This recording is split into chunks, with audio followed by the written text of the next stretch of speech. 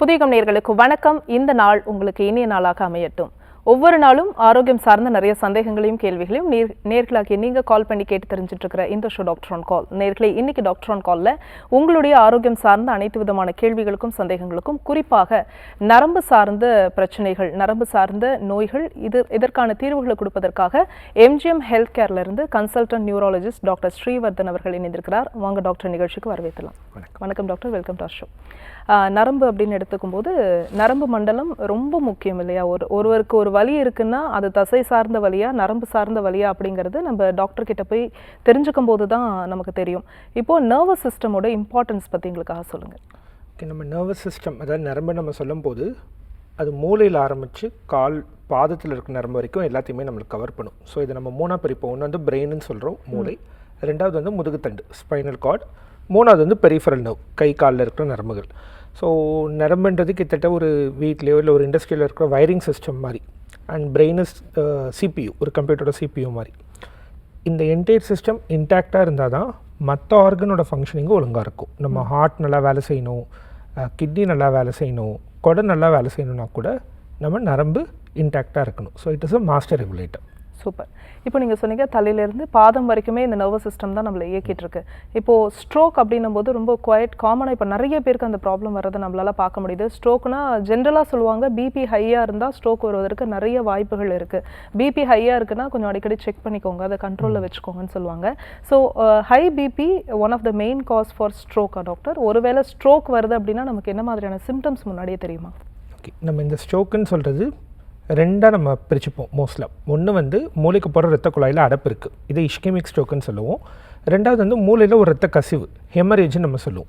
ரெண்டுமே வேறு வேறு, ரெண்டுத்துக்கும் ட்ரீட்மெண்ட் கம்ப்ளீட்லி ஆப்போசிட்டாக இருக்கும். ஸோ இதுதான் நம்மளோட ஃபஸ்ட்டு ஸ்டெப்.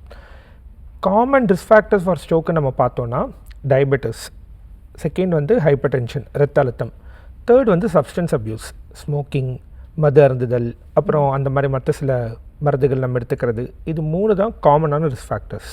ஓகே, நம்மளுக்கு அந்த ஸ்ட்ரோக் வரும்போது ஏன் டாக்டர்ஸாக நம்ம ரொம்ப ஸ்ட்ரோக்கை பற்றி ஸ்ட்ரெஸ் பண்ணுறோன்னா, உடம்புல இருக்கிற எல்லா ஆர்கனுக்கும் ரெக்கவர் பண்ணுறதுக்குன்னு ஒரு திறன் இருக்குது. நம்மளுக்கு ஒரு அடிப்பட்டாலோ இல்லை லிவரில் ஒரு ப்ராப்ளம் இருந்தாலோ கொஞ்சம் டைம் கொடுத்தா அது ரெக்கவர் ஆகும். பட் மூளை, நரம்பு பொறுத்த வரைக்கும் அதோட ரெக்கவர் பண்ணும் தன்மை மிக மிக குறைவு.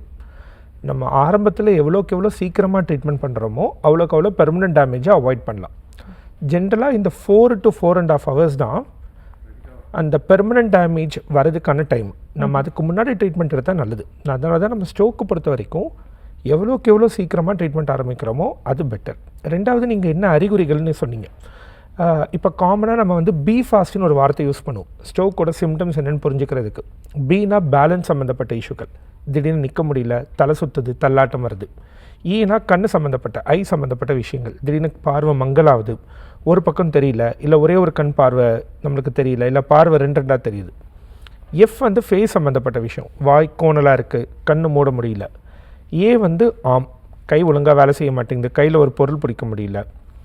எஸ் வந்து ஸ்பீச், திடீர்னு பேச முடியல, பேச்சு கொளருது, அப்புறம் பேசுகிறாங்க, நம்ம சொல்ல ட்ரை பண்ணுறோம், ஆனால் கேட்குற கேள்விக்கு சம்மந்தம் எல்லாம் பதில் சொல்கிறாங்க.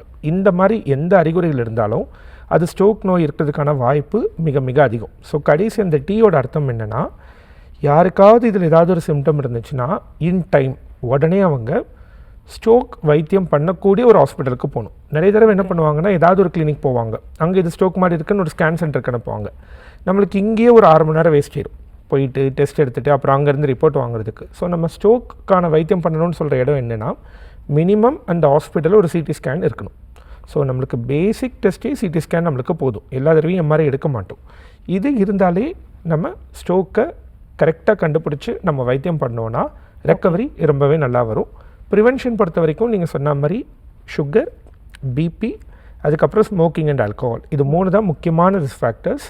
இதை 3ஐயும் நம்ம கண்ட்ரோல் பண்ணிவிட்டு அவாய்ட் பண்ணோன்னா நம்மளுக்கு எதிர்காலத்தில் ஸ்ட்ரோக் வரதுக்கான வாய்ப்புகள்ன்றது மிக மிக குறைவு. சூப்பர். இப்போ நீங்கள் சொன்னீங்க அந்த 4 to 4.5 hours, இது வந்து ஸ்ட்ரோக் வந்து அந்த டைமா டாக்டர்? அதாவது நம்மளோட சிம்டம் ஆரம்பித்த நேரத்துலேருந்து 4-4.5 மணி நேரத்துக்குள்ளே நம்ம போனால் சில மருந்துகள்லாம் இருக்குது, அந்த பிளாக்கை கரைக்கிறதுக்கான மருந்துகள், அது அப்போ தான் நம்ம கொடுக்க முடியும். 4.5 மணி நேரத்தை தாண்டி போனால் ரொம்ப ரேர் சினாரியோஸில் கொடுப்போம். பட் அதுக்கு மேலே அந்த மருந்து கொடுத்தா ஒன்றும் யூஸ் இருக்காது. ரெண்டாவது அந்த மருந்தால் சைடு எஃபெக்ட் தான் நம்மளுக்கு வரும். Okay, super. இப்போது நர்வ் ரிலேட்டடாக நமக்கு வரக்கூடிய ப்ராப்ளம்ஸ் உடலில் வேறு என்னெல்லாம் இருக்குது? நம்ம நர்வ் ரிலேட்டடாக ப்ராப்ளம்ஸ் நம்ம காமனாக பார்த்தோன்னா ஒன்று வந்து தலைவலி, இது இந்த மைக்ரெயின், டென்ஷன் டைப் ஹெட்டேக், அது மாதிரிலாம் நம்ம சொல்லுவோம். செகண்ட் வந்து ஆஃப் லைட் நம்ம ரொம்ப காமனாக பார்க்குறது தூக்கமின்மை, ஸ்லீப் டிஸ்ஃபங்க்ஷன், தூங்கவே முடியல, இல்லை தூங்கிட்டு நைட் எந்திரிச்சு அதுக்கப்புறம் மறுபடியும் தூக்கம் வர மாட்டேங்குதுன்னு சொல்கிறது. தேர்டு வந்து பெரிஃபரல் நியூரோபதின்னு சொல்லுவோம். இந்த கால் பாதம் எரியுது, முக்கியமாக சுகர் இருக்கிறவங்கலாம் வந்து கால் மறுத்து போகுது, கால் பாதம் தரையில் வைக்கிறதே தெரிய மாட்டேங்குது, ஊசி வச்சு சுருக்குன்னு குத்துறா மாதிரி இருக்குன்னு சொல்கிறது. ஸோ இதெல்லாம் தான் நம்ம ஓபிடியில் காமனாக பார்க்குற problem. In addition to that நம்மளுக்கு டிஸ்க் ரிலேட்டட் ப்ராப்ளம்ஸும் இருக்குது. கழுத்துலையும் இடுப்புலையும் சர்விக்கல் ஸ்பாண்டிலோசிஸ், லம்பார் டிசீஸ்ன்னு சொல்லுவோம். அடுத்து மூளையை பொறுத்த வரைக்கும் ஒன்று வந்து மோஸ்ட் காமனாக நம்ம பார்க்குறது ஸ்ட்ரோக். அதுக்கப்புறம் வந்து நம்ம என்ன காமனாக பார்க்குறோன்னா கொஞ்சம் வயசானவங்களுக்கு நரம்பு தளர்ச்சி நோய், அதில் முக்கியமாக பார்க்கின்சன்ஸ், கை நடுங்குது, நடக்க முடியல, நடக்க போது இம்பேலன்ஸ் இருக்குது, அடிக்கடி கீழே விழுறாங்கன்றது. ரெண்டாவது வந்து மெமரி லாஸ், டிமென்ஷியா நம்ம சொல்லுவோம். ஸோ இது எல்லாமே வேறு விதமான நியூரலாஜிக்கல் டிஸார்டர்ஸ் தான். இதில் சில இதை வந்து நம்ம வைத்தியம் பண்ணக்கூடிய நோய்கள், சில இது வந்து நியூரோ டீஜெனரேஷன் சொல்லுவோம். வயசாகிறதால நரம்புகளோட தேய்மானம் நடக்கிறதால வர சில பிரச்சனைகள். ஓகே, இப்போ வந்து நீங்கள் இந்த தூக்கமின்மை வந்து இந்த லிஸ்ட்டில் வந்து சொல்லியிருந்தீங்க. தூக்கமின்மை இப்போ எல்லாருக்குமே இருக்குது. அது நம்மளுடைய ஜாப் ரிலேட்டடாக இருக்கும்போது எப்படின்னா ஷிஃப்ட் மாற்றி ஒர்க் பண்ணும்போது அவங்களுக்கு அந்த ஸ்லீப் சைக்கிள் மாறுறது ஒரு விஷயம். இதை தாண்டி வேறு என்ன ரீசனாக இருக்குது? ஓகே, இந்த லாஸ்ட் ஒரு 5 to 6 இயர்ஸில் நம்ம இந்த தூக்கமின்மைன்றது ரொம்ப காமனாக பார்க்குறோம். கொஞ்ச நாளைக்கு முன்னாடி, நான் சொல்கிறது ஒரு 10 வருஷத்துக்கு முன்னாடிலாம் தூக்கமின்மைன்றது வந்து பொதுவாக வேறு சில மன அழுத்தங்கள், இந்த டிப்ரெஷன் அந்த மாதிரி இருக்கிறவங்களுக்கு தான் வரும். ஸோ அப்போ வந்து நம்ம இந்த டிப்ரெஷனுக்கான மருந்துகள் கொடுத்தாலே தூங்க ஆரம்பிச்சிருவாங்க. இப்போ ஒரு லாஸ்ட் 5 to 6 இயர்ஸில் டிப்ரெஷன் இல்லாமலே நம்மளுக்கு தூக்கமின்மை, இந்த ஸ்லீப்லெஸ்னஸ்ன்ற ப்ராப்ளம் வருது. இதுக்கு முக்கியமான சில காரணங்கள் இருக்குது. ஒன்று வந்து too much of exposure to artificial light, ரொம்ப பிரைட் லைட்டில் இருக்கிறது, நைட்டு தூங்குற வரைக்கும் நம்ம டிவைசஸ் பார்த்துட்ருக்கோம். ஸோ அந்த டிவைசஸ்லேருந்து வர வெளிச்சம், அந்த கதிர்வீச்சுகள், நம்ம என்டையர் ஸ்பெக்ட்ரம் ஆஃப் லைட் வந்து நம்ம பிரெயினை ஸ்டிமுலேட் பண்ணிகிட்டே இருக்கும், தூங்க முடியாமல் இருக்கிறதுக்கு அது ஒரு காரணம். ரெண்டாவது வந்து எஸ்பெஷலி ஆஃப்டர் கோவிட், இந்த ஒர்க் ஃப்ரம் ஹோம் கல்ச்சர் வந்ததுக்கப்புறம் நம்மளோட பெட்ரூமும் நம்மளோட ஒர்க் பிளேஸுக்கும் பவுண்ட்ரின்றது ரொம்பவே கம்மியாயிடுச்சு.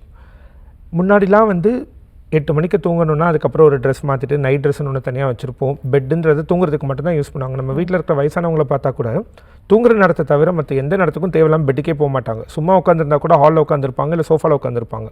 பட் ஆஃப் லைட் நம்ம என்ன பண்ணுறோன்னா ஒர்க் பண்ணுறதும் பெட்டில் தான் ஒர்க் பண்ணுறோம், சும்மா இருந்தாலும் பெட்டில் தான் இருக்கும், ஒரு டிவி பார்க்கணும்னா பெட்டில் தான் படுத்துட்டு இருக்க போது பிரெயினுக்கு பெட்டுன்றது தூங்குற இடம்ன்றது மறந்துடுது. இதை கண்டிஷனிங்னு சொல்லுவோம். ஸோ அதனால் ஒவ்வொரு தடையும் நம்ம பெட்டுக்கு போகும்போது இந்த ஸ்லீப்புன்ற ப்ராப்ளம் வருது.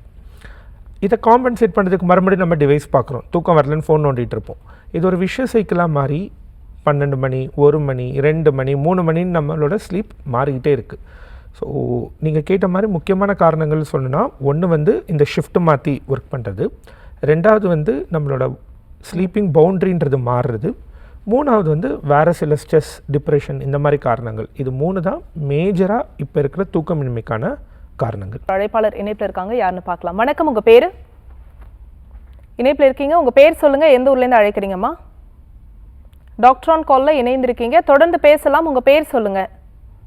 டிவி பார்க்காம ஃபோனில் பேசுங்க, இணைப்பில் இருக்கீங்க. ஓகே, தொடர்ந்து பேசலாம் டாக்டர். இப்போது தூக்கமின்மைக்கான காரணங்களை வந்து நீங்கள் சொல்லியிருந்தீங்க. இப்போது இந்த தூக்கமின்மை நம்ம வந்து சரி பண்ண முடியுமா, இல்லை அதுக்கு வந்து நம்ம பிரத்யேகமாக ஏதாவது சிகிச்சை எடுக்க வேண்டிய அவசியம் இருக்குமா டாக்டர்? கண்டிப்பாக நம்மளுக்கு தேவைப்படும். ஒரு அக்யூட் ஸ்லீப் டிஸ்ஃபங்க்ஷன் சொல்லுவோம். ஃபார் எக்ஸாம்பிள், ஒரு 3 நாள் தூங்காமல் இருக்கும், இல்லை ஒரு ட்ராவல் பண்ணிட்டு வரோம் அதனால் தூங்காமல் இருக்கும்னதுக்கு நம்ம ட்ரீட்மெண்ட் எடுக்கணும்னு அவசியம் இல்லை. 2-3 நாள் விட்டோன்னா பாடி அட்ஜஸ்ட் ஆயிடும். பட் நான் சொன்ன மாதிரி இந்த ப்ரொலாங்டாக நம்ம ஒர்க் பண்ணுறது, ஷிஃப்ட்டு மாறிட்டே இருக்கிறது, 2 மணி 3 மணி வரைக்கும் தூங்க இல்லாமல் இருக்கிறது போது கண்டிப்பாக அதுக்கு ட்ரீட்மெண்ட் எடுக்கணும். சிம்பிளஸ்ட் ஆப்ஷன் வந்து ஏதாவது ஒரு தூக்கம் மாத்திரை சாப்பிட்றது. பட் அது லாங் டேர்ம் சொல்யூஷன் கிடையாது. ஏன்னா இதில் 2-3 ப்ராப்ளம்ஸ் வரும். ஃபஸ்ட்டு வந்து அந்த தூக்க மாத்திரை போட்டால் தான் தூக்கம் வருன்ற மாதிரி ஒரு டிபெண்டன்ஸ்ன்னு சொல்லுவோம், அதை நிப்பாட்டவே முடியாது.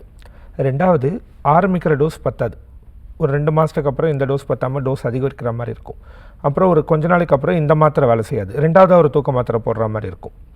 மூணாவது, நிறைய நாள் தூக்க மாத்திரை போடும்போது அதனால் சில நரம்பு சம்மந்தப்பட்ட சைடு எஃபெக்ட்ஸ் வரும். ஸோ இதுக்கு ப்ராப்பரான ட்ரீட்மெண்ட் என்னென்னா ஸ்லீப் ஹைஜீன்னு சொல்லுவோம். ஸோ ஸ்லீப் ஹைஜீன்ன்றது கிட்டத்தட்ட ஒரு எப்படி ஒரு நோய் வந்தால் நம்ம ஃபிசியோதெரப்பி பண்ணுறோமோ அது மாதிரி நம்மளே இதுக்கான காரணம் கண்டுபிடிக்கணும். நான் சொன்ன மாதிரி தூங்குறதுக்கு ஒரு 1.5 to 2 hours முன்னாடி எந்த விதமான டிவைஸஸையும் யூஸ் பண்ணக்கூடாது. ஒரு செப்பரேட் செட் ஆஃப் ட்ரெஸ் தூங்குறதுக்கு மட்டும் நம்ம யூஸ் பண்ணணும். பெட்டை தூங்குறதுக்கான மட்டும்தான் நம்ம யூஸ் பண்ணணும். பெட்டில் போய் படுக்கிறோம், தூக்கம் வரல, 20 மினிட்ஸ்க்குள்ளே தூக்கம் வரலனா we have to get out of the bed, வேறு ஏதாவது ஒரு ஆக்டிவிட்டீஸ் பண்ணிட்டு வரணும். ஈவினிங் ஒரு 20 to 30 minutes some physical activity இதெல்லாம் பண்ண போது மசில்ஸ் கொஞ்சம் டயர்ட் ஆகும். இந்த மாதிரி சின்ன சின்ன விஷயங்கள் நம்ம பண்ணாலே நம்ம அதில் தூக்கத்தை இம்ப்ரூவ் பண்ண முடியும். And this is a long term solution. Thank you doctor. நம்ம தொடர்ந்து பேசலாம். ஒரு காலர் லைனில் இருக்காங்க. வணக்கம், உங்கள் பேர்? இணைப்பில் இருக்கீங்க சார். உங்கள் பேர் எந்த ஊர்லேருந்து? தேனி மாவட்டம் ஆண்டிப்பட்டி சக்கம்பட்டி சின்னகினார். சரிங்க, யாருக்கா கேட்குறீங்க? எனக்கும் கால் வலிக்குது, என் மிஸ்ஸஸுக்கும் கால் வலிக்குது. என்ன வயதாகுது சார்? வயசு 58 60 ஆகுது. சரி, தொடர்ந்து பேசுங்க டாக்டர் கிட்ட. வணக்கம் சார், சொல்லுங்க. வணக்கம் சார். சொல்லுங்க சார். 60 வயசு ஆகுது, அவங்களுக்கு 58 வயசு ஆகுது. சரி, என்ன பண்ணுது உங்களுக்கு? இல்ல கால் வலிக்குது ரொம்ப. ஓகே, காலுன்னா நீங்க சொல்றது முட்டி சொல்றீங்களா இல்ல கண்ட காலா இல்ல பாதமா? இல்ல மொழி. ஓகே, இது 24 மணி நேரம் வலி இருக்கா இல்லை கொஞ்சம் நடந்தா அந்த மாதிரி நேரத்தில் மட்டும் வலி வருது, ரெஸ்ட் எடுத்தா வலி கம்மியாகுதா? இல்ல ஒவ்வொரு ரெஸ்டா இருக்கையிலும் வருது, நடந்தாலும் வலிக்குது. பொதுவா பழம் கொஞ்சம் வலிக்கிட்டே இருக்கு. வலி மட்டும்தான் இருக்கா இல்லை ஊசி வச்சு சுருக்குன்னு குத்துறா மாதிரி எரிச்சல் அது மாதிரி ஏதாவது இருக்குங்களா சார்? இல்ல வலி மட்டும்தான் இருக்கு. வலி மட்டும்தான் இருக்கு. வேற ஏதாவது சுகர் பிபி அந்த மாதிரி ஏதாவது பிரச்சனை இருக்கா சார்? இல்ல எனக்கு பிபி இருக்கு, எல்லாமே இருக்கு, சுகர் இருக்கு, அவங்க உங்களுக்கு இல்ல. ஓகே, நீங்க இது சொல்றீங்கல்ல, இது மோஸ்ட்லி தேய்மானத்தால் வர வலி தான். இதுக்கு கொஞ்சம் நல்லா எக்ஸசைஸ் பண்ணாலும் முக்கியமாக இந்த கால்சியம் பொட்டாசியம் இந்த உப்புகள் இருக்கிற சப்ளிமெண்ட்ஸ் போட்டாலே இது கொஞ்சம் சரியிடும். முக்கியமாக மேடம்க்கு நீங்கள் சொல்கிறீங்கல்ல, அந்த மெனோபாஸ் வந்ததுக்கப்புறம் எலும்பெல்லாம் கொஞ்சம் வீக் ஆகும். ஸோ அதனால தான் கால்சியம் வைட்டமின் டி சப்ளிமெண்ட்ஸ் போட்டாலே அவங்களோட வலி கொஞ்சம் கண்ட்ரோல்டாக இருக்கும். உங்களுக்கும் கால்சியம் வைட்டமின் டி சப்ளிமெண்ட் கூட சேர்த்து சுகரை நல்லா கண்ட்ரோல் பண்ணி சிம்பிள் எக்ஸசைசஸ் பண்ணாலே இந்த வலி ஆட்டோமேட்டிக்காக போயிடும். நன்றி சார் கால் பண்ணதுக்கு. நெக்ஸ்ட் காலர் யாருன்னு பார்க்கலாம். வணக்கம், உங்கள் பேர் என்ன சார்? ஓகே, நெக்ஸ்ட் காலர் யாருன்னு பார்க்கலாம். வணக்கம், உங்கள் பேர்? இணைப்பில் இருக்கீங்க, தொடர்ந்து பேசலாம். டாக்டர் ஆன் காலில் இணைந்திருக்கீங்க. உங்கள் பேர் எந்த ஊர்லேருந்து? ஓகே, ஹலோ வணக்கம் சார். உங்கள் பேர் எந்த ஊர்லேருந்து? வணக்கம், தக்ஷாமூர்த்தி, திருப்பத்தூருங்க. ஓகே சார், யாருக்கா கேட்குறீங்க? எனக்காக தான் கேட்குறேங்க. உங்கள் ஏஜ் சொல்லிட்டு பேசலாம் டாக்டர் கிட்ட. ஓகேங்க. வணக்கம் சார், சொல்லுங்கள் சார். Sir Dakshamurthy sir. சொல்லுங்கள் சார். சார் சார் திருப்பத்தூர்லேருந்து பேசுகிறேன் சார். உங்கள் கொஷினை கேட்கலாம் சார். சார் எனக்கு 52 ஏஜ் ஆகுது. ஆல்ரெடி எனக்கு நியூரோ பிரச்சனை இருக்கு சார். ஓகே, அதுக்கு ட்ரீட்மெண்ட் எடுத்துட்டு இருக்கேங்க. ஓகே, இப்போ எனக்கு கால் ரொம்ப மறுத்து போகுது, பிளட் சர்க்குலேஷன் கம்மியா இருக்கு. அது பாத்தீங்கன்னாக்கா ஐஎன்ஆர் கம்மியா இருக்கு அப்படின்னு சொல்றாங்க சார். அது 1.5 இருக்கு. அது எனக்கு 3 வரைக்கும் இருந்தது, திரும்ப குறைஞ்சிருக்கு. இந்த ஐஎன்ஆர் அதிகப்படுத்துறதுக்கு ஏதாவது மருந்து சாப்பிட்டுட்டு இருக்கீங்களா சார்? ஐஎன்ஆர் அதுக்கு இந்த சாயங்காலம் 5:30 மணி 6 மணிக்கு ஏதாவது மருந்து போட்டுட்டு இருக்கீங்களா? ஆமா, அசிட்ரோம் போட்டுருக்கேன் சார். அப்போ அசிட்ரோம் 3 mg 2 mg போட்டுட்டு இருக்கேன் சார். Okay sir. ஸோ என்னன்னா உங்களுக்கு காலுக்கு ரத்தம் ஒழுங்காக போகாமல் இருக்கிறதால ரத்தம் முறையும் மருந்து நம்ம கொடுத்துட்ருக்கோம், அதான் அந்த அசிட்ரோம். இது ஏன் நம்ம 5:30 மணி 6 மணிக்கு போட சொல்கிறோன்னா, நம்ம சாப்பாடு கூட அசிட்ரோம் போட்டால் நம்ம உடம்புக்குள்ள அது ஒழுங்காக போகவே போகாது. ஸோ அசிட்ரோம் மாத்திரை போடுறதுக்கு 1.5 மணி நேரம் முன்னாடி 1.5 மணி நேரத்துக்கு அப்புறம் எதுவும் சாப்பிடக்கூடாது. நம்ம அதை கரெக்டாக ஃபாலோ பண்ணாலே அசிட்ரோம் மாத்திரை போட்டு நம்ம ஐஎன்ஆர் சரியாயிரும். ரெண்டாவது, இந்த அசிட்ரோம் மாத்திரை போடும்போது கீரைகள், அதுக்கப்புறம் நான்வெஜ் சாப்பிடும்போது ஈரல், முக்கியமாக இந்த 2 விஷயத்த சாப்பிடக்கூடாது. இது 2 சாப்பிட்டாலும் அசிட்ரோம் மாத்திரை வேலை செய்யாது. ஸோ உங்களோட டயட்டில் இந்த 2 விஷயத்த மட்டும் மாற்றி பாருங்கள். அசிட்ரோம் நீங்கள் 6 மணிக்கு போட்டிங்கன்னா சாயங்காலம் 4 மணிக்கு மேலே எதுவும் சாப்பிடக்கூடாது. அதே மாதிரி நைட்டு 8 மணிக்கு முன்னாடி எதுவும் சாப்பிடக்கூடாது. இதை நீங்கள் ரெகுலராக ஒரு 1 வீக் 10 டேஸ் பண்ணாலே உங்களோட ஐஎன்ஆர் கொஞ்சம் கொஞ்சமாக இன்க்ரீஸ் ஆயிரும். உங்களோட ஐஎன்ஆர் 2லேருந்து 3 பாயிண்ட்டுக்குள்ளே இருக்கணும். 2 பாயிண்ட்டோட கம்மியாக இருந்தால் ரத்தம் ஒழுங்காக போகாது. 3 பாயிண்ட்டோட அதிகமாக போச்சுன்னா வாயிலிருந்து இல்லை மூக்கிலிருந்து ரத்தம் வரதுக்கு வாய்ப்பு இருக்குது. ஸோ 2 to 3 நீங்கள் மெயின்டைன் பண்ணலாம் sir. Okay, thanks for calling sir. Next caller யாருன்னு பார்க்கலாம். வணக்கம், உங்கள் பேர் சொல்லுங்கள். வணக்கம் மேம். வணக்கம்மா, உங்கள் பேர் எந்த ஊர்லேருந்து? திருப்பதி கோயம்புத்தூர் பேசலாமா? சரி, யாருக்கா கேட்குறீங்கம்மா? எனக்கு தான் மேம். உங்கள் வயது? வயது 50 நடக்க போகுதுமா. சரி, உங்கள் கேள்வியை டாக்டர் கிட்ட கேட்கலாம். Okay ma'am. வணக்கம் சார். சொல்லுங்கள் சார். காலு கெண்டை காலம் அப்படியே வலி எடுக்குதுங்க. அப்புறம் நடக்கும் அந்த முட்டி நரம்புல அடியில அந்த அடியில ரொம்ப அப்படியே சிரிப்பு ஆயிடுச்சுங்க, வலிக்குதுங்க. அப்புறம் அந்த கெண்டகளை அப்படியே இழுத்து நைட்லாம் பார்த்தா இழுத்து பிடிச்சிருக்குங்க. அவன் இழுத்து பிடிச்சி அந்த நடுவில் அப்படியே காலெல்லாம் பாதெல்லாம் அப்படியே எரிச்சு கொடுத்துருதுங்க. அப்படியே டென்ஷன் ஆயிடுது, அந்த வழியிலே டென்ஷன் ஆயிடுது. அப்படியே தூக்கம் அப்படியே தூக்கி அப்படியே எடுத்து தூக்காத்துருங்க. 2 நேரம் 3 நேரம் தூக்குறதே இல்லைங்க. ஓகே, கால் மசாஜ் பண்ணிக்கிட்டே வந்து அப்போ தூங்குறது. ஸோ நீங்கள் சுகர் ஏதாவது இருக்கா சார் உங்களுக்கு? சர்க்கரை நோய் இருக்கா? ஓகே, சர்க்கரை நோய் கண்ட்ரோல்டாக இருக்கா? இல்லை, சர்க்கரை கண்ட்ரோல். சரி, இது வந்து கிராம்ஸ்ன்னு நம்ம சொல்லுவோம். இது ரொம்ப காமன். நைட்டு தூங்கும் போது கண்டக்கால் அப்படியே டைட்டாக சுருண்டுற மாதிரி இருக்கும். இது மோஸ்ட்லி சத்து குறைபாடால் வருது. ஒன்று வந்து நம்ம தண்ணி ஒழுங்காக குடிக்கலை, பொட்டாசியம் இல்லைன்றது வரும். ரெண்டாவது, உடம்புல அயன் அளவு கம்மியாக இருந்தாலும் இந்த மாதிரி ரெஸ்ட்லெஸ் லெக் சிண்ட்ரோம்ன்ற மாதிரி கிராம்ஸ் வரலாம்.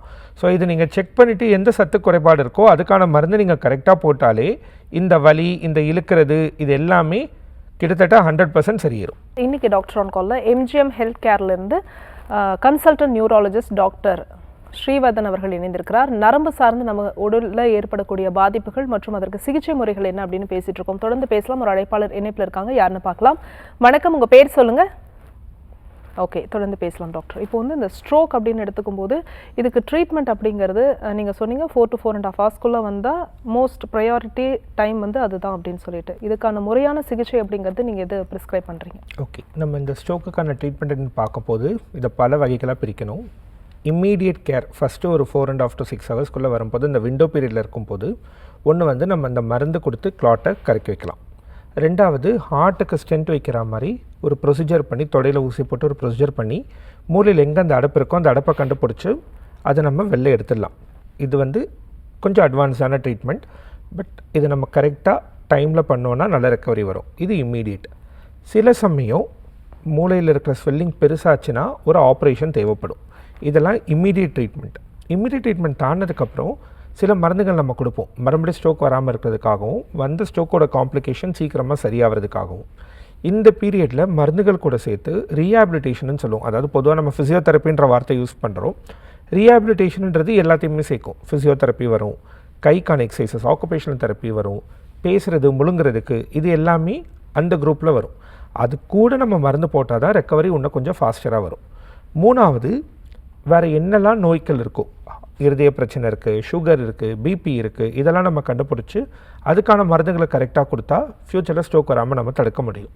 நாலாவது, சில சமயம் இந்த கழுத்தில் ஏதாவது அடப்பு இருக்கும், கழுத்தில் இருக்கிற அடப்பால் மூளையில் நம்மளுக்கு ஸ்ட்ரோக் வரும். ஸோ இந்த மாதிரி அடப்பு இருந்துச்சுன்னா அவங்களோட ஸ்ட்ரோக்கை ஃபஸ்ட்டு நம்ம வைத்தியம் பண்ணிவிட்டு ஒரு 2-3 வாரத்துக்கு அப்புறம் ஒன்று ஒரு ஆப்ரேஷன் பண்ணி அந்த அடப்பு எடுப்போம், இல்லைனா ஹார்ட்டுக்கு ஸ்டென்ட் போடுற மாதிரி கழுத்தில் அந்த அடப்பு இருக்கிற இடத்துல ஸ்டென்ட் போடுவோம். ஸோ இதனால் மறுபடியும் எதிர்காலத்தில் வர ஸ்ட்ரோக்கை நம்ம அவாய்ட் பண்ண முடியும். ரொம்ப ரேர் கேசஸில் ஹார்ட்டுக்கு பைபாஸ் பண்ணுற மாதிரி பிரெயினுக்கும் பைபாஸ் பண்ண முடியும். அடப்பு இருக்குன்றதால வேறு ஒரு இரத்த குழாய் எடுத்து வந்து மூளைக்குள்ளே வச்சு அது வழியாக ரத்தம் போகிறதுக்கும் நம்ம பண்ணுவோம். பட் இது எல்லா பேஷண்ட்டுக்கும் நம்ம பண்ண மாட்டோம். செலக்டட் பேஷண்ட்ஸுக்கு மட்டும் நம்ம இதை ஆஃபர் பண்ணுவோம். ஸ்டில் அட்வான்ஸ் ட்ரீட்மெண்ட் இவ்வளோ விஷயங்கள் இருக்குது அப்படிங்கிறத சொல்லியிருக்கீங்க. Thank you so much. தொடர்ந்து பேசலாம். ஒரு காலர் லைனில் இருக்காங்க. வணக்கம், உங்கள் பேர்? வாஷிங்டன்மா. எந்த ஊர்லேருந்து சார்? பட்டாபிராமில், சென்னை பட்டாபிராமில். ஓகே, யாருக்கா கேட்குறீங்க? எனக்கு ஆகாம கேட்கணும். உங்க வயது என்ன சார்? வயது வந்து 71 ஆகுதுமா. சரி, உங்க கேள்வி என்ன? கேள்வி வந்து இந்த கொஞ்ச நாளைக்கு முன்னாடி இடுப்புல வந்து பெயின் இருந்தது. ஓகே, சொல்லுங்க தொடர்ந்து கேளுங்க உங்க கேள்வியை டாக்டர் கிட்ட. டிவி பார்க்காதீங்க ஐயா, போன்லயே பேசுங்க, உங்க கேள்வியை கேளுங்க. சார் சொல்லுங்க சார். இடுப்புல பெயின் இருந்துச்சு. இடுப்புல பெயின் இருந்தது சார். அதுக்கு கொஞ்சம் போன வாரத்துல டாக்டர்கிட்ட போகும்போது இன்ஜெக்ஷன் போட்டு டேப்லெட்ஸ் கொடுத்தாங்க. சரி, இடுப்பு வலி சரியாயிருச்சு. நான் வந்து இப்போ ஒரு மளிகை கடையில வேலை செய்யறேன் சார். அதனால ஃபுல் டைம் வந்து நின்றுட்டே வேலை பார்க்கணும். இப்போ வந்து ரைட் சைடு லெஃப்ட் சைடு வந்து இந்த ஷோல்டர்ல வந்து பெயின் இருக்கு சார். கரெக்டா அந்த ஷோல்டர் வந்து ஜாயிண்ட்ல வந்து பெயின் இருக்கு. ஓகே, வேலை பார்க்க முடியல சார். கையை கீழே தொங்க போட முடியல, சைட்ல ஆட்ட முடியல. சரி, அந்த மாதிரி இருக்கு சார். அதுக்கு என்ன சார் பண்ணலாம்? அதான் இதுவும் ஒரு விதமான தேய்மானங்கள் தான். இடுப்பெலும்பு, கழுத்தெலும்பு தேய்மானம் வந்திருக்கு. இந்த ஏஜ்லேயே நீங்கள் இவ்வளோ ஸ்ட்ரெயின் பண்ணுறது அவ்வளோ நல்லது கிடையாது. நிறைய நேரம் நிற்கிறீங்க, வெயிட்டு தூக்குறீங்க, இதை கொஞ்சம் நீங்கள் கம்மி பண்ணணும். உங்கள் டாக்டரை மீட் பண்ணி பாருங்கள். ஷோல்டர் ப்ராப்ளம் ரொம்ப இருந்துச்சுன்னா அதுக்கு மருந்துகள் கொடுத்து தேய்மானம் கம்மி பண்ணுற மருந்துகள், ப்ளஸ் நம்ம போனை ஸ்ட்ரென்தன் பண்ணுறதுக்கு இந்த கால்சியம், வைட்டமின் டி மாதிரி சத்து மருந்துகள், ஒரு ஃபிசியோதெரப்பி பேசிக்காக அந்த ஷோல்டருக்கான எக்ஸசைசஸ் இதெல்லாம் பண்ணாலுமே இது இம்ப்ரூவ்மெண்ட் வரலாம். இன்னொரு விஷயம், கழுத்தெலும்பு தேய்மானத்தால் கூட இந்த ஷோல்டர் பெயின் வரும். ஸோ அது நம்ம நேராக பார்த்து செக் பண்ணால் இது ஷோல்டர் பிரச்சனையா இல்லை கழுத்தெலும்பு பிரச்சனையான வித்தியாசம் படுறதுன்னா அதுக்கேற்ற மாதிரி ட்ரீட்மெண்ட் கொடுக்க முடியும். பட் ரொம்ப ஸ்ட்ரெயின் பண்ணுறது, ரொம்ப வெயிட்டு தூக்குறது, நிறைய நேரம் நிற்கிறது, அடிக்கடி முன்னாடி குனிறது, இது எல்லாத்தையும் நீங்கள் கொஞ்சம் அவாய்ட் பண்ணால் இந்த வலி பிரச்சனைகள் சீக்கிரமாகவே உங்களுக்கு கம்மியாகும். Okay, thank you so much for calling. Doctor, இப்போது இந்த ஸ்ட்ரோக் கண்டுபிடிக்கிறதுக்கான அட்வான்ஸ்டு அசஸ்மெண்ட் வந்து என்னென்ன பரிசோதனைகள்லாம் இப்போ இருக்குது? ஓகே, இப்போ நம்ம அட்வான்ஸ் அசஸ்மெண்ட்டுன்னு போனால் நம்மக்கிட்ட நிறைய டெஸ்ட் இருக்குது. பட் நம்மளுக்கு எங்கே பிரச்சனை வரும்னா, நான் சொன்ன மாதிரி அந்த ஒரு 4 to 4.5 ஹவர்ஸ்க்குள்ளே நம்ம கண்டுபிடிக்கணும். என்ன சொல்கிறாங்கன்னா, ஒரு நிமிஷம் நம்ம லேட் பண்ணுறதுக்கும் மூளையில் இருக்கிற பல லட்ச அணுக்கள் பெர்மனெண்ட்டாக இறந்து போயிடுது. இப்போ ஒரு எம்ஆர்ஐ எடுக்கணும்னா மினிமம் ஒரு 45 to 50 மினிட்ஸ் ஆகும். இப்போ நம்ம அக்யூட் ஸ்ட்ரோக் அந்த விண்டோ பீரியடில் வரும்போது நம்ம என்ன பண்ணுவோம்னா, எந்த அட்வான்ஸ் டெஸ்ட்டும் எடுக்க மாட்டோம். வெறும் சிடி ஸ்கேன் மட்டும்தான் நம்ம எடுப்போம். சிடி ஸ்கேன் எடுக்கிறதுக்கு மொத்தமாக நம்மளுக்கு 2 நிமிஷம் தான் ஆகும். சிடி ஸ்கேன் மூளைக்குள்ளே இரத்த கசிவு இருக்கா இல்லையா அவ்வளோதான் நம்மளுக்கு சொல்லும். இரத்த கசிவு இருந்தால் நான் சொன்ன மாதிரி அதுக்கான ட்ரீட்மெண்ட் வேறு. இரத்த கசிவு இல்லைனாலே நம்ம அந்த இன்ஜெக்ஷனை கொடுத்துருவோம், கிளாட்டை பிரேக் பண்ணுற இன்ஜெக்ஷன். நம்மளுக்கு சிடி ஸ்கேனில் ஸ்ட்ரோக்கோட அறிகுறிகள் தெரிகிறதுக்கு மினிமம் 6லேருந்து 8 மணி நேரம் ஆகும். ஸோ நம்ம அந்த டைமை வேஸ்ட் பண்ண மாட்டோம். ஒன்ஸ் ஸ்டெபிளைஸ் ஆகிட்டு நான் சொன்னேன்ல, கொஞ்சம் அட்வான்ஸ்டு பேஷண்ட்ஸுக்கு வந்து நம்ம ஸ்டென்ட் வைக்கிறோம், பைபாஸ்லாம் வைக்கிறோன்ட்டு, இந்த மாதிரி பண்ண போது தான் மூளைக்கு ஆன்ஜோ, எம்ஆர்ஐ, அப்புறம் பெர்ஃபியூஷன் ஸ்டடி, இந்த மாதிரி காம்ப்ளிகேட்டட் டெஸ்ட் பண்ணுவோம். அக்யூட் ஸ்ட்ரோக்கில் சிடி ஸ்கேன் மட்டும்தான் நம்ம மெஜாரிட்டி 95% ஆஃப் த கேசஸில் விண்டோ பீரியடில் வரும்போது சிடி ஸ்கேன் மட்டும்தான் நம்மளுக்கு தேவைப்படும். ஓகே, நல்ல ஒரு விளக்கம் கொடுத்தீங்க. நம்ம தொடர்ந்து பேசலாம். ஒரு காலர் லைனில் இருக்காங்க. வணக்கம், உங்கள் பேர்? வணக்கம் அம்மா, உங்கள் பேர்? தெரிஞ்சுங்க. எந்த ஊர்லேருந்துமா? திருப்பூர்ல இருந்துங்க. சரி, யாருக்கா கேட்குறீங்க? எங்க அம்மாவுக்காக கேட்கணுங்க. அம்மாவோட வயதுமா? 47 ஆச்சுங்க. சரி, உங்கள் கேள்வியை டாக்டர் கிட்ட கேட்கலாமா? Okay madam. வணக்கம் மேடம், சொல்லுங்கள். வணக்கம் சார். அம்மாவுக்கு 47 வயசு ஆச்சுங்க சார். அவங்களுக்கு கொலஸ்ட்ரால் இப்போ டெஸ்ட் எடுத்திருக்காங்க சார் ரீசெண்டா. சரி. அதுல வந்து 295 இருக்குன்னு இருக்காங்க டோட்டல் கொலஸ்ட்ரால். எல்டிஎல் வந்து 204 இருக்குதுன்னு இருக்காங்க சார். இது ஒன்றும் பிரச்சனை இல்லையாங்க சார்? இது மிகப்பெரிய பிரச்சனை மேடம். இந்த எல்டிஎல்ன்றதை நம்ம சிம்பிளாக புரிஞ்சுக்கிறதுக்கு இந்த கெட்ட கொழுப்புன்னு நம்ம சொல்லுவோம். இந்த எல்டிஎல்ன்ற வேல்யூ முடிஞ்ச அளவுக்கு கம்மியாக இருக்கிறது தான் நல்லது. ஒரு 100க்கு கீழே இருக்கணும். 130 வரைக்கும் நம்ம இருந்தால் கூட டயட்டெல்லாம் மாற்றி ஒரு 2-3 மாதத்துக்கு அப்புறம் சரியாகலாம் நம்ம பார்த்துக்கலாம். பட் 200ன்றது ரொம்ப ரொம்ப அதிகம். இவ்வளோ அதிகமாக இருக்கும்போது மூளைக்கு போடுற ரத்த குழாயிலையோ, இல்லை இருதயத்துக்கு போடுற ரத்த குழாயிலையோ, இல்லை கிட்னிக்கு போடுற ரத்த குழாயிலையோ, இல்லை கை கால் விரலுக்கு போடுற ரத்த குழாயிலையோ எப்போ வேணால் பிளாக் வரலாம். இதுக்கு உடனே நீங்கள் கொலஸ்ட்ரால் கம்மி பண்ணுறதுக்கு சில மருந்துகள் இருக்குது. ஸ்டாட்டின்ஸ்ன்னு சொல்லுவோம். தினமும் நைட் ஒரு வேளை போடுற மாதிரி இருக்கும். அந்த மாதிரி ஏதாவது ஒரு மருந்தை நீங்கள் உடனே ஆரம்பித்து ஒரு 2-3 மாதத்துக்குள்ளே 200க்கு மேலே இருக்கிறத 130 கீழே நம்ம எடுத்து வரணும். ரெண்டாவது, இதுக்கேற்ற மாதிரி டயட்டை நம்ம மாற்றணும். ஆயிலி ஃபுட்டு, ப்ராசஸ்டு ஃபுட்டு, வறுத்த ஐட்டம் இதெல்லாம் கொஞ்சம் கம்மி பண்ணிவிட்டு நார் சத்து இருக்கிற காய்கறிகள், பழங்கள் கொஞ்சம் அதிகப்படுத்தினா இது சீக்கிரமாக சரியிடும்.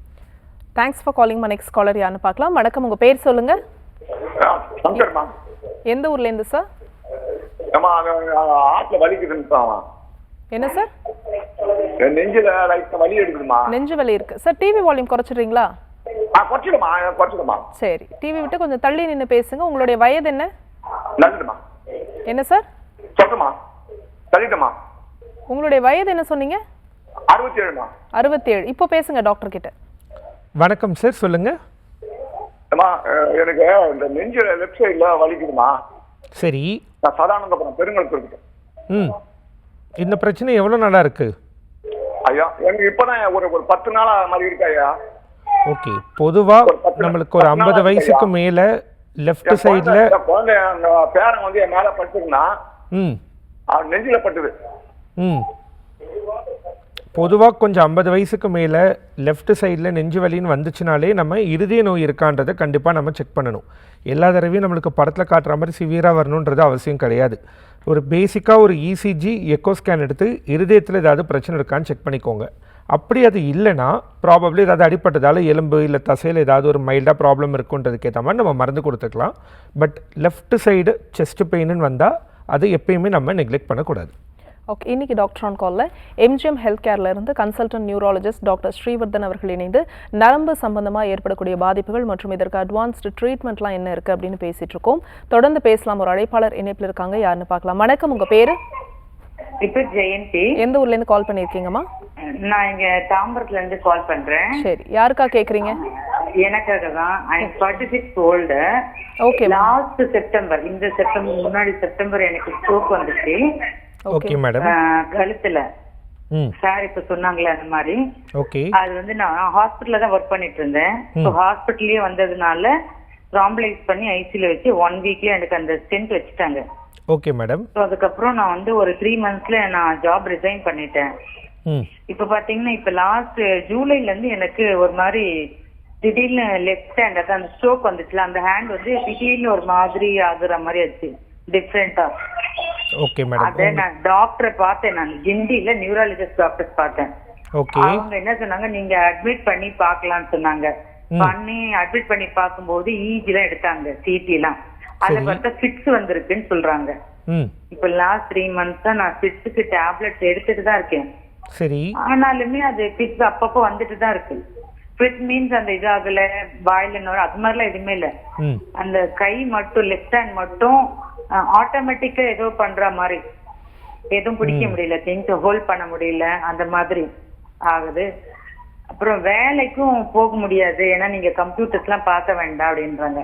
இப்ப எனக்கு என்ன டவுட்னா, நீங்க சொன்ன மாதிரி ஃபியூச்சர்ல பிரெயின்ல எல்லாம் ஸ்டென்ட் வைக்கிற மாதிரி ஆகுமா, அதான் நான் கேட்க வரேன்.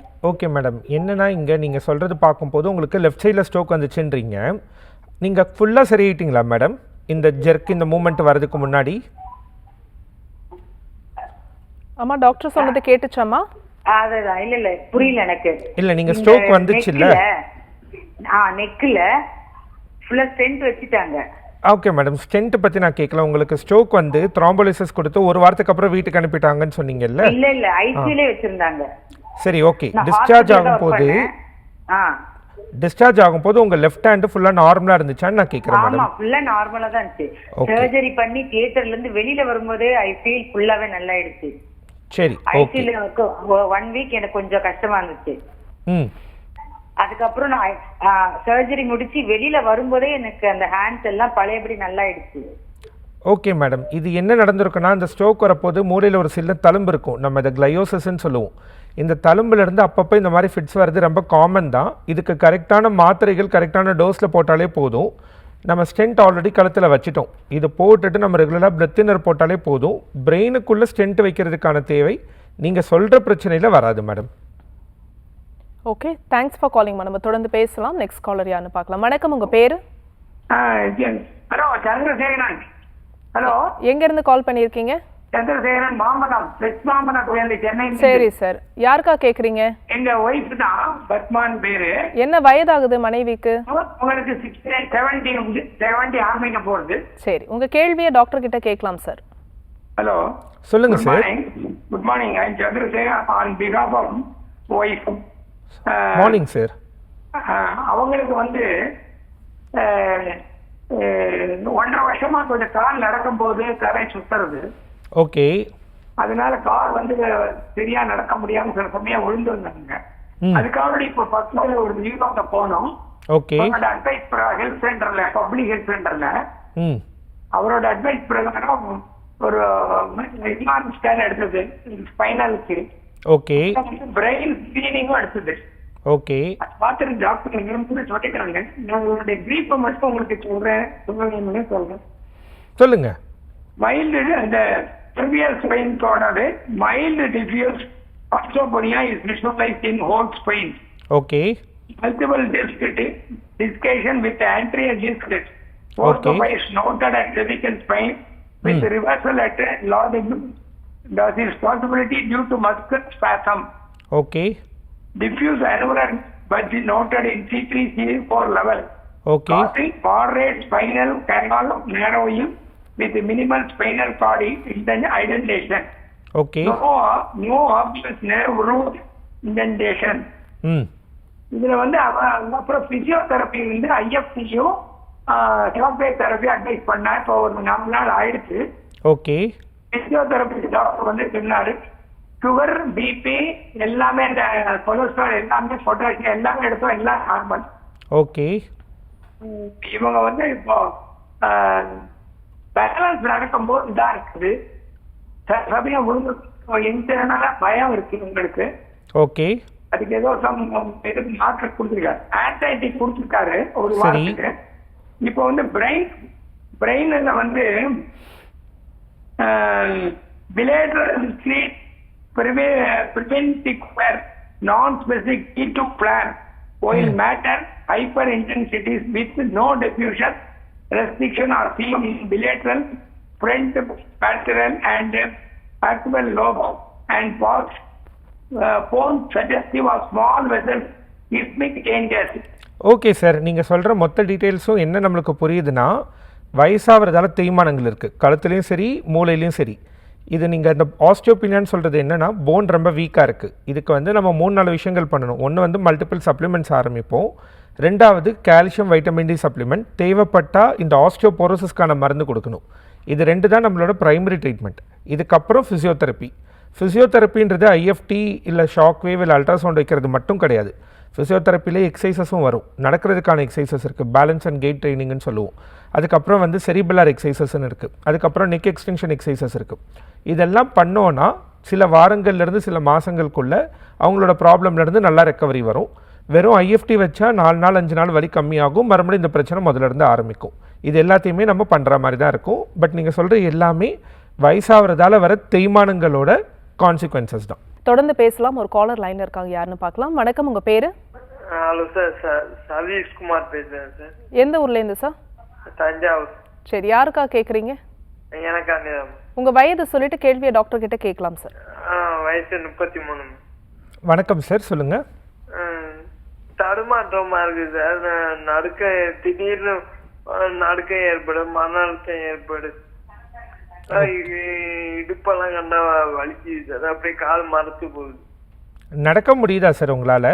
ஏன்னா நீங்கள் பேசும்போதே வாய் கொஞ்சம் பேச்சு கொள்ளற மாதிரி தெரியுது, அதுக்கு தான் கேட்குறேன். நடக்க முடியுதா? நடக்கையில கொண்ட அடிக்கி தடுமாற்றமா. ஓகே, இந்த ப்ராப்ளம்க்கு ஏதாவது டாக்டர் கன்சல்ட் பண்ணியிருக்கீங்களா நீங்கள்? செரிபெல்லர் அட்டாக்ஸியா. ஓகே, ஸோ செரிபெல்லர் அட்டாக்ஸியான்ற மரபணு நோய் மாதிரி இருக்குன்னு சொல்லியிருக்காங்களா? ஆமாம். ஓகே, நம்மளுக்கு இப்போ வரைக்கும் செரிபெல்லர் அட்டாக்ஸியான்ற மரபணு நோய்க்கு முழுசாக குணப்படுத்துகிற மருந்துகள் கிடையாது. பட் நம்ம என்ன பண்ணுவோம்னா, சில சப்ளிமெண்ட்ஸ் கொடுப்போம். வைட்டமின் ஈன்னு ஒரு சப்ளிமெண்ட் இருக்குது, அப்புறம் அமான்டிடின்னு சில மருந்துகள் இருக்குது. இது மாதிரி ஏதாவது ஒரு மருந்து கொடுத்தா கொஞ்சம் இந்த தள்ளாட்டம் பேசுகிறது இது பெட்டராகும். ரெண்டாவது, உங்களுக்கும் இந்த ரீஹாபிலிட்டேஷன் தேவைப்படும். ஃபிசியோதெரப்பின்னு நம்ம முன்னாடி சொன்ன மாதிரி அது வெறும் கரண்ட் வைக்கிறது மட்டும் கிடையாது. உங்களுக்கு இந்த பேலன்ஸ் அண்ட் கோஆர்டினேஷன் எக்ஸசைசஸ், பேசும்போது அந்த கொளறது அந்த திக்கிறதெல்லாம் சரி பண்ணுறதுக்கு சில எக்ஸசைசஸ்லாம் இருக்குது. நீங்கள் பக்கத்தில் இருக்கிற உங்கள் நியூராலஜிஸ்ட்டை காண்டாக்ட் பண்ணி இந்த மருந்துகள் போடுறதை பற்றியும் ரீஹாபிலிட்டேஷன் பண்ணுறதை பற்றியும் நீங்கள் டிஸ்கஸ் பண்ணிங்கன்னா இதுக்கு மேலே பிரச்சனை மோசமாகாமல் நம்மளால் கண்டிப்பாக தடுக்க முடியும். ஓகே, நன்றி சார் கால் பண்ணதுக்கு. நெக்ஸ்ட் காலர் யாருன்னு பார்க்கலாம். வணக்கம், உங்கள் பேர்? ஹலோ, என் பேர் பத்மினிங்க மேடம். எந்த ஊர்ல இருந்துமா? கரூர்ல இருந்து பேசுறேங்க மேடம். சரி, யாருக்கா கேக்குறீங்க? எனக்கோசரம் தாங்கம்மா கேட்கணும். சரி, உங்க வயது என்னம்மா? 64 வயசு ஆயிடுச்சுங்க. உங்க கேள்வியை டாக்டர் கிட்ட கேளுங்கம்மா. Good morning sir. வணக்கம்மா, சொல்லுங்க. எனக்கு 64 வயசு ஆயிடுச்சுங்க சார். கரூர்ல இருந்து பேசுறேன், பத்மினி. கால் வந்து வெயிட்டா இருக்கு, மதமதப்பாவே இருக்குது. ஓகே, அதுக்கு தான் கேட்கலான்ட்டுங்க சார். உங்களுக்கு சுகர் இருக்கா மேடம்? சுகர் நிறைய இருந்து இப்போ குறைஞ்சிருச்சுங்க, 150 வந்துருச்சு. இருந்தாலும் அந்த வெயிட் இருக்குது, கூச்சமா இருக்குது. நடந்த சில டைம்ல ஃபிங்கர்ஸ் பூரா சொருக்குன்னு வலி எடுத்துக்கிட்டே இருக்குங்க. சரி, அதுதான் நம்ம முதல் பேசினது தான். இது பெரிஃபரல் நியூரோபதின்னு சொல்லுவோம். இதுக்கு முக்கியமான காரணம்ன்றது சுகர். ரத்தத்தில் ரொம்ப சர்க்கரை அதிகமாக இருக்கும் போது அது நரம்புக்கு நச்சுப்பொருளாக மாறுறது. கூட சில சத்து குறைபாடுகளாலும் இது வரும். நீங்கள் என்ன சொல்கிறீங்கன்னா, சுகர் இப்போ கண்ட்ரோல் ஆயிடுச்சுன்னு சொல்கிறீங்க. ஆனால் அது கண்ட்ரோல் ஆனாலும் அது ஒரு 4-5 மாதமாவது அது மாதிரி கண்ட்ரோல்டாக இருந்தால் தான் இந்த நரம்பில் வந்த பாதிப்பு படிப்படியாக சரியாகும். இது நீங்கள் உங்கள் டாக்டர்கிட்ட டிஸ்கஸ் பண்ணிங்கன்னா இதுக்கு சில மருந்துகள் இருக்குது. இந்த மரமரப்பும் சரி, அந்த வலிக்கிறதும் சரி, கம்மியாகிறதுக்கும் மருந்து இருக்குது. அந்த சுகர் அதிகமானதால் நரம்பு பாதிக்கப்பட்டிருக்குல்ல, அதை ரிவர்ஸ் பண்ணுறதுக்கு, அதை சரி பண்ணுறதுக்கும் சில நியூரோ ப்ரொடெக்டிவ் மெடிகேஷன்ஸ்னு சொல்லுவோம். அது மாதிரி சில மருந்துகள் இருக்குது. இது போட்டு சுகரை நீங்கள் நல்லா கண்ட்ரோல் பண்ணி ஒரு 2 to 3 months நீங்கள் அதை சஸ்டெயின் பண்ணிங்கன்னா இந்த ப்ராப்ளம் கொஞ்சம் கொஞ்சமாக இம்ப்ரூவ் ஆக ஆரம்பிக்கும். Okay, thanks for calling. Next caller யாருன்னு பார்க்கலாம். வணக்கம், உங்கள் பேர் சொல்லுங்கள். இணைப்பில் இருக்கீங்க சார். உங்கள் பேர் எந்த ஊர்லேருந்து? கனகராஜ், இச்சடிங்கிற ஒரு கிராமம். சரி, என்ன மாவட்டம் சார்? புதுக்கோட்டை மாவட்டம், இச்சடிங்கிற ஒரு கிராமம். சரி, யாருக்காக கேட்குறீங்க? இந்த கனகராஜ். யாருக்காக இந்த கேள்வி கேட்குறீங்க? எனக்காக தான் மேடம். உங்கள் வயதை சொல்லிட்டு கேள்வியை கேளுங்க சார். வயது வந்து 40 மேடம். சரி, ஸ்பீக்கரில் பேசுனீங்கன்னா ஸ்பீக்கர் கட் பண்ணிட்டு டேரெக்டாக ஃபோனில் பேசுங்க. உங்கள் கேள்வியை கேளுங்க. 40 மேடம் வயது. வணக்கம் சார், சொல்லுங்கள் சார், உங்களுக்கு என்ன பண்ணுது? கனகராஜ் எனக்காக சொல்லுங்கள் சார். மேடம் சார், உங்கள் கேள்வியை கேளுங்க. அதாவது எனக்கு வந்து டிவி பார்த்து பதில் சொல்லாதீங்க சார், ஃபோனில் பேசுங்க. உங்கள் கேள்வியை சீக்கிரமாக கேளுங்க. அதாவது எனக்கு வந்து வயது வந்து 40, கனகராஜ்ங்கிறவரா பேரு. சரி சார், சொல்லுங்கள். அது அவுதாவில வேலை வந்துருக்கல, கால சவ்வு வந்து எனக்கு இலைய போச்சு. நான் அங்கே சரி, அது கால் சவ்வு இலைய போச்சுன்னு சொன்னாங்க அவுதாவில. முட்டா இல்லை கணுக்காலா? எங்க? முட்டு. முட்டு. சரி. அப்ப 5 செக்அப் பண்ணதுக்கு லைட்டா 3 பாயிண்ட் மட்டும், லைட்டா 3 பாயிண்ட் இருக்கு, ஒன்றும் நோ ப்ராப்ளம், ஒன்றும் பிரச்சனை இல்லை அப்படின்னாங்க. சரி. அப்புறம் ஊர்ல இருந்து இங்க வந்துட்டு திருப்பி இங்க திருப்பி செக் பண்ண போல திருப்பி இசைத்திரிக்கு போச்சுனாங்க. அங்க போய் ஒரு ஒரு வாரம் போனேன். சரி. ஒரு வாரம் அங்க போய் செக் பண்ணது இசைத்திரி பார்த்து மாத்திரை மருந்து சாப்பிட்டா ஒன்றும் சரியாவில்லை. அதுக்கப்புறம் அந்த கட்டு கட்டுறதுக்காக போனேன் சார். சரி. 5 கட்டு 3 கட்டு போட்டு, நாட்டு மருந்து கட்டு 3 கட்டு போட்டு ஒன்றும் சரியாவில்லை. அதுக்கப்புறம் ஸ்கேன் பண்ண, எம்ஆர் ஸ்கேன் போட்டங்க இருக்கிறது உங்களுக்கு ரொம்ப கிளிஞ்சு வந்துட்டே இருக்கு அப்படின்னாங்க. அதுதான் இப்ப திருப்பி அது இப்ப கட்டு கூட எது சேர்ந்துருமா சார்? இல்ல சார் இதுங்க அது இல்லை சார், உங்களுக்கு ஜவ்வு தேய்மானம் இருக்கும்போது கட்டு போட்டால் சேராது. மைல்டான ஜவ்வு தேய்மானம் இருந்தால் நம்ம வெயிட் பேரிங் பண்ண வேணாம்னு சொல்லுவோம். அந்த காலில் ஊனாமல் ஒரு 2 வாரம் இல்லை 3 வாரம் ரெஸ்ட் எடுக்க சொல்லுவோம். உங்களுக்கு சிவியராக இருந்துச்சுன்னா நீங்கள் ஒரு எலும்பு ஸ்பெஷலிஸ்ட், ஆர்த்தோபெடிஷன்னு சொல்லுவோம், அவங்கள மீட் பண்ணிங்கன்னா இந்த ஒரு கீ ஹோல் ஆப்ரேஷன், ஆர்த்ரோஸ்கோப்பின்னு சொல்லிட்டு அந்த முட்டுக்குள்ளே ஒரு டியூப் மாதிரி இருக்கும், அதை விட்டு பார்ப்பாங்க. விட்டு பார்த்து அந்த ஜவ்வு எவ்வளோ தூரம் தேய்மானம் இருக்குன்றதை பார்த்துட்டு அதுக்கேற்ற மாதிரி ஏதாவது ஒரு மைனர் ப்ரொசீஜர் பண்ணுவாங்க. சில சமயம் இந்த பிஆர்பி அந்த மாதிரி ஏதாவது ஒரு இன்ஜெக்ஷனை கூட அவங்களால கொடுக்க முடியும். இதை நீங்கள் நேராக வந்து ஒரு எலும்பு டாக்டரை போய் பார்த்து அந்த ஸ்கேனை காட்டினீங்கன்னா உங்களுக்கு என்ன லாங் டேர்ம் பண்ணால் இந்த பிரச்சனை சரியாகுன்றதுக்கு கிளியராக உங்களுக்கு ஒரு ஐடியா கொடுத்துருவாங்க சார். நன்றி சார் கால் பண்ணதுக்கு. Thank you so much joining us today on doctor on call. Doctor, thank you so much. நேற்று இன்னைக்கு டாக்டர் ஆன் கால் உங்களுக்கு ரொம்ப யூஸ்ஃபுல்லாக இருந்திருக்கும் நம்பரும். மீண்டும் மற்றும் ஒரு ஹெல்தியான எபிசோடில் நாங்கள் வந்து உங்களை சந்திக்கிறோம். அது வரைக்கும் நன்றி, வணக்கம்.